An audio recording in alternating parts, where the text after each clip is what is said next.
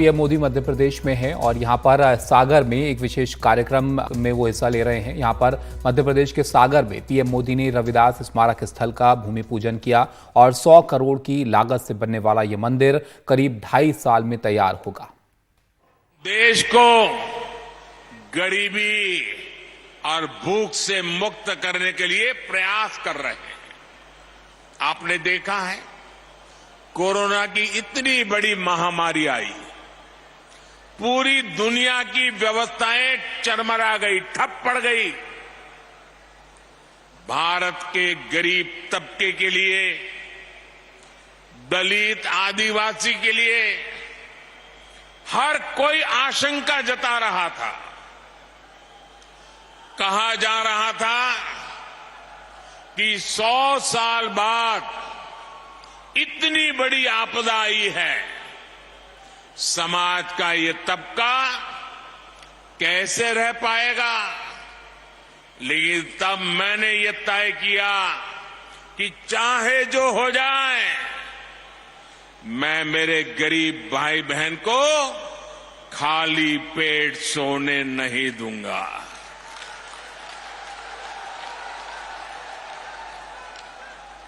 दोस्तों, मैं भली भांति जानता हूं कि भूखे रहने की तकलीफ क्या होती है। मैं जानता हूं कि गरीब का स्वाभिमान क्या होता है। मैं तो आपके ही परिवार का सदस्य हूं। आपका सुख दुख समझना मुझे किताबें नहीं ढूंढनी पड़ती। इसलिए हमने प्रधानमंत्री गरीब कल्याण अन्न योजना शुरू की।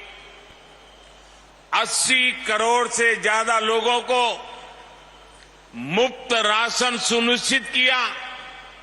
और आज देखिए, हमारे इन प्रयासों की तारीफ पूरी दुनिया में हो रही है।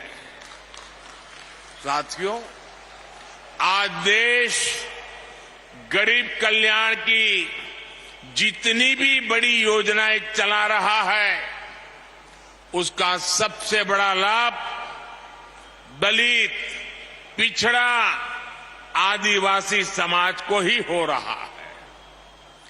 आप सब अच्छे से जानते हैं, पहले की सरकारों के समय जो योजनाएं आती थी, वो चुनावी मौसम के हिसाब से आती थी। लेकिन हमारी सोच है कि जीवन के हर पड़ाव पर देश दलित, वंचित, पिछड़े, आदिवासी, महिलाएं, इन सब के साथ खड़ा हो। हम उनकी आशाओं, आकांक्षाओं को सहारा दें। आप देखिए, जरा योजनाओं पर नजर करेंगे तो पता चलेगा। बच्चे के जन्म का समय होता है तो मातृ वंदना योजना के जरिए गर्भवती माता को 6,000 रुपये दिए जाते हैं ताकि मां बच्चा स्वस्थ रहे। आप भी जानते हैं कि जन्म के बाद बच्चों को बीमारियों का, संक्रामक रोगों का खतरा होता है। गरीबी के कारण दलित, आदिवासी बस्तियों में इनकी सबसे ज्यादा मार होती है। आज नवजात बच्चों की पूरी सुरक्षा के लिए मिशन इंद्रधनुष चलाया जा रहा है। बच्चों को सभी बीमारियों से बचने के लिए टीका लगे, ये चिंता सरकार करती है। मुझे संतोष है कि बीते वर्षों में 5.5 करोड़ से अधिक माताओं और बच्चों का टीकाकरण किया जा चुका है। साथियों, आज हम देश के 7 करोड़ भाई बहनों को सिकल सेल एनीमिया से मुक्ति के लिए अभियान चला रहे हैं। देश को 2025 तक टीबी मुक्त बनाने के लिए काम हो रहा है। कालाजार और दिमागी बुखार का प्रकोप धीरे धीरे कम हो रहा है। इन बीमारियों से सबसे ज्यादा दलित, वंचित, गरीब परिवार वही इसके शिकार होते थे।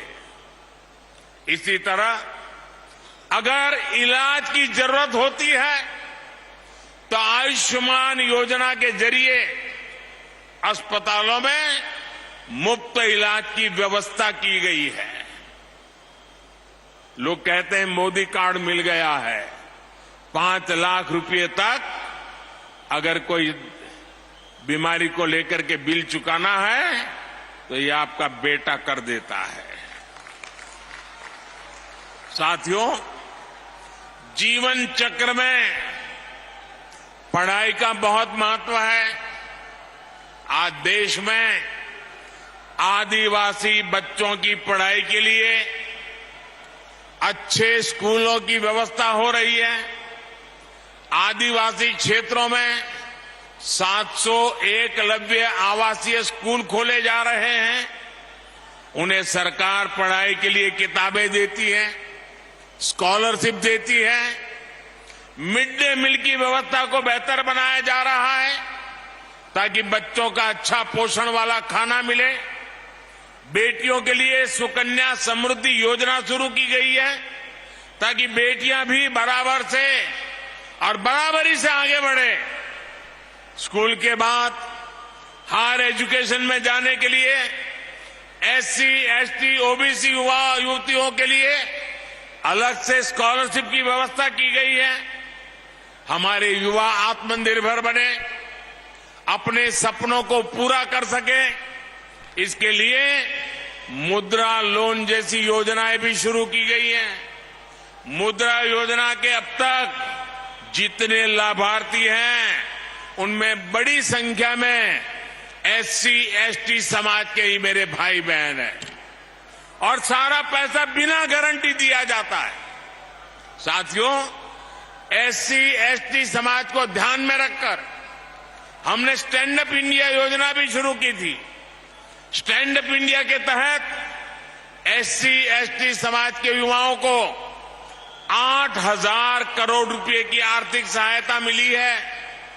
8,000 करोड़ रुपए ये हमारे एससी, एसटी समाज के नौजवानों के पास गए हैं। हमारे बहुत से आदिवासी भाई बहन वन संपदा के जरिए अपना जीवन यापन करते हैं। उनके लिए देश वन धन योजना चला रहा है। आज करीब 90 वन उत्पाद को एमएसपी का लाभ भी मिल रहा है। इतना ही नहीं, कोई भी दलित, वंचित, पिछड़ा बिना घर के न रहे। हर गरीब के सर पे छत हो, इसके लिए प्रधानमंत्री आवास भी दिए जा रहे हैं। घर में सभी जरूरी सुविधाएं हो, इसके लिए बिजली कनेक्शन, पानी कनेक्शन भी मुफ्त दिया गया है। इसका परिणाम है कि एसटी, एसटी समाज के लोग आज अपने पैरों पर खड़े हो रहे हैं। उन्हें बराबरी के साथ समाज में सही स्थान मिल रहा है। साथियों, सागर एक ऐसा जिला है जिसके नाम में तो सागर है ही, इसकी एक पहचान 400 एकड़ की लाखा बंजारा झील से भी होती है। इस धरती से लाखा बंजारा जैसे वीर का नाम जुड़ा है। लाखा बंजारा ने इतने वर्ष पहले पानी की अहमियत को समझा था, लेकिन जिन लोगों ने दशकों तक देश में सरकारें चलाई, उन्होंने गरीबों को पीने का पानी पहुंचाने की जरूरत भी नहीं समझी। ये काम भी जल जीवन मिशन के जरिए हमारी सरकार जोरों पर कर रही है। आज दलित बस्तियों में, पिछड़े इलाकों में, आदिवासी क्षेत्रों में पाइप से पानी पहुंच रहा है। ऐसे ही लाखा बंजारा की परंपरा को आगे बढ़ाते हुए हर जिले में 75 अमृत सरोवर भी बनाए जा रहे हैं।